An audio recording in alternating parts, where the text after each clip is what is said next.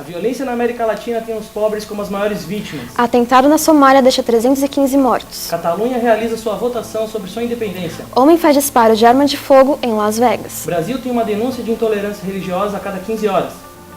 Boa noite. Começa agora mais um Daily MTV para você que tá aí, deitado comendo um miojão, como se não tivesse mais nada para fazer. A violência na América Latina tem os pobres como as maiores vítimas. O jornalista José Pardo fez uma pesquisa sobre a violência em países da América Latina, sendo eles El Salvador, Venezuela, Colômbia e Brasil. Em cada um desses países existem diferentes fenômenos organizados. Em El Salvador, as gangues, a violência política no caso venezuelano e o tráfico de drogas tanto para colombianos quanto para brasileiros.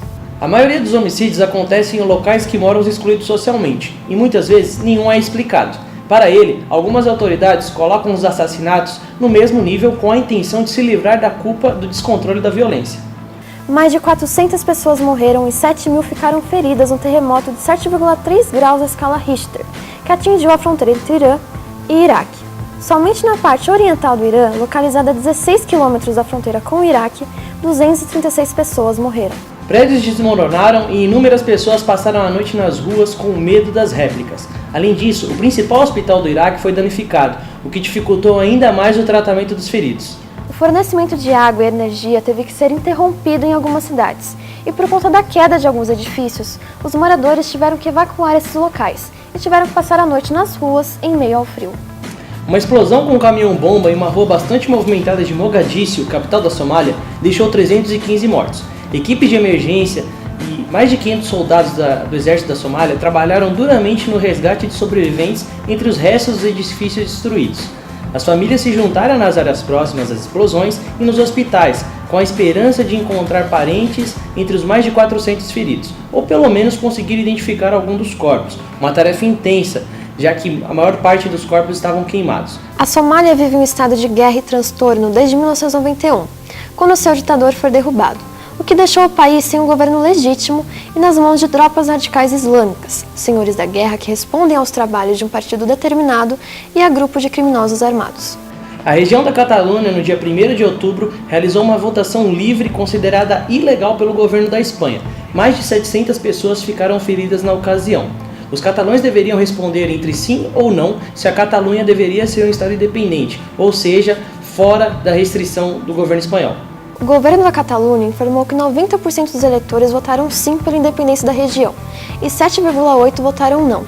Os dados foram apresentados pelo porta-voz do governo catalão. No total, mais de 2 milhões de pessoas votaram no referendo. A consulta foi considerada ilegal pela justiça espanhola. No entanto, o governo da Catalunha declarou independência. A justiça espanhola cancelou a declaração e o governo central assumiu o controle da região. Um atirador deixou 59 mortos e mais de 500 feridos na noite do dia 1º de outubro, em Las Vegas, nos Estados Unidos, quando fez disparos com uma arma de fogo no quarto em que alugou no hotel Mandalay Bay, na direção de milhares de pessoas que assistiam a um show de música country do astro Jason Aldean, no Harvest Festival, Rota 91. O atirador Stephanie Paddock tinha 64 anos e cometeu suicídio em seguida. Em 1969, ele foi diagnosticado como psicopata e responsável por levar armas de fogo em roubo a bancos. Ele também foi considerado muito perigoso quando armado.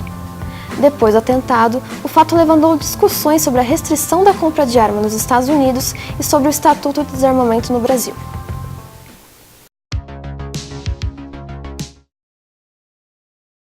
Daily MTV está de volta. E aí, você lembra dos irmãos Batista, Joesley e Wesley Batista, que são donos da JBS, que é a maior empresa de carne do Brasil? Então, eles compraram a Swift. Não a Taylor, porque convenhamos, né, gente? Ela não tem muita carne assim. Não que eu tenha moral pra dizer, mas, né?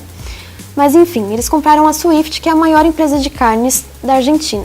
Pois é, eles há um tempo atrás foram denunciados porque sabiam que a delação premiada atingiria o mercado e a economia e agiriam por baixo dos panos preventivamente para que a empresa JBS não fosse prejudicada.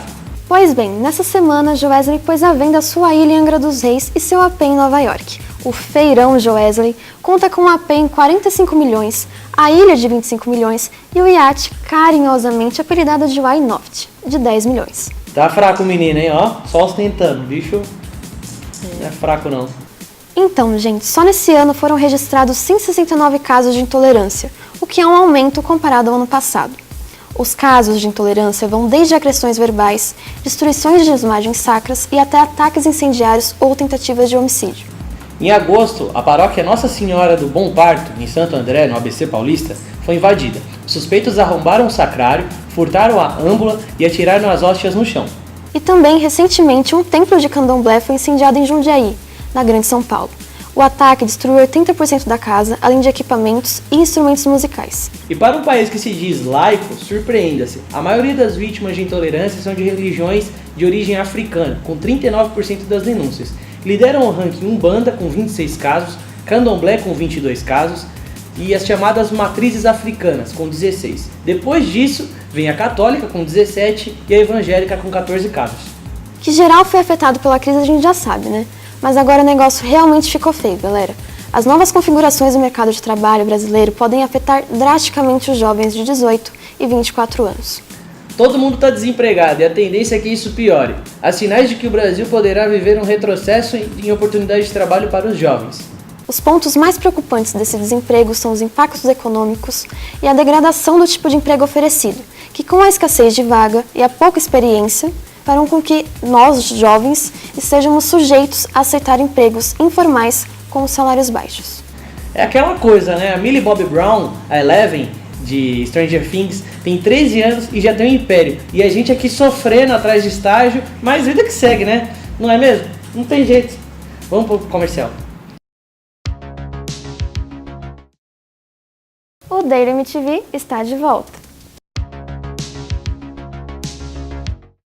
E para você que sabe que se ferrou no Enem e que ano que vem começa a vida adulta e que tá aí chorando, procrastinando, vendo a Netflix paga pelos seus pais, saiba que no sábado, dia 11 de novembro, entrou em vigor as novas leis trabalhistas que foram sancionadas pelo nosso queridíssimo Nosferatu, mais conhecido como presidente Michel Temer, em julho. Estranho, não?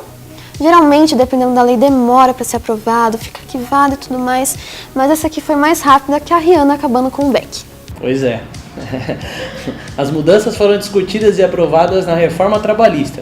Essas mudanças afetam o cotidiano das relações trabalhistas, pois alteram pontos como férias, jornadas de trabalho, remuneração, além de implantar e regulamentar novas modalidades de trabalho, como o trabalho remoto, o home office e o trabalho intermitente. Direitos constitucionais como o recebimento do FGTS, os 30 dias de férias, o descanso semanal e o 13º salário não podem ser afetados. Mas existem pontos que de tão polêmicos já foram parar nos tribunais. E não é Sky Ferreira de novo com droga e muito menos lançando álbum novo, porque convenhamos, né? Mas vamos pensar que agora as negociações de trabalho poderão ser feitas entre empregado e patrão. Relacionamento mais abusivo que esse, só os que a Lana Del Rey teve na vida, né, gente? E a falta de representatividade sindical e o acesso à justiça que os escravos empregados vão ter. Sinceramente, até Mariah Carey está mais acessível do que a justiça, viu? Desde 2006, o Brasil vive um momento de maior mudança política e econômica da sua história atual. Tivemos o afastamento da Dilma, a Operação Lava Jato, que denunciou os esquemas de pagamento de propinas bilionárias envolvendo grandes empresas e vários partidos políticos, e demais desconfusões envolvendo vários políticos. Até ministros, deputados, senadores e o atual presidente da República, Michel Temer, acabaram nas denúncias sobre corrupção e pagamento de propina. Quem conhece a série House of Cards da Netflix sabe que a vida real, no caso da política brasileira, é muito mais eletrizante e infelizmente decepcionante, pois trata de crimes envolvendo o nosso patrimônio público. E você, lauzeiro, vamos largar a bolacha e o refrigerante? Vamos? Que o mercado de games vem crescendo muito. Então fala pra sua mãe que agora você é game dev, porque você pode fazer graduações em jogos digitais, design, planejamento de games e outras áreas. Segundo a consultoria norte-americana Newzoo, 66 milhões de brasileiros jogam algum tipo de game. Tipo eu, que até hoje jogo jogos de vestir e de maquiagem, sabe? Sabe aquela menininha japonesinha do cabelo? Então, todo dia eu tô jogando. A empresa informou que o faturamento do setor de jogos digitais no ano passado foi de 1,6 bilhão. É dinheiro pra caramba, né, meu? E se você se dedicar com paciência, de acordo com a Impacta, a remuneração da área dos games oscila entre R$4.000 a R$20.000. Então vamos ficar esperto e sair do sofá? Termina agora mais um Daily MTV. Obrigado e até a próxima.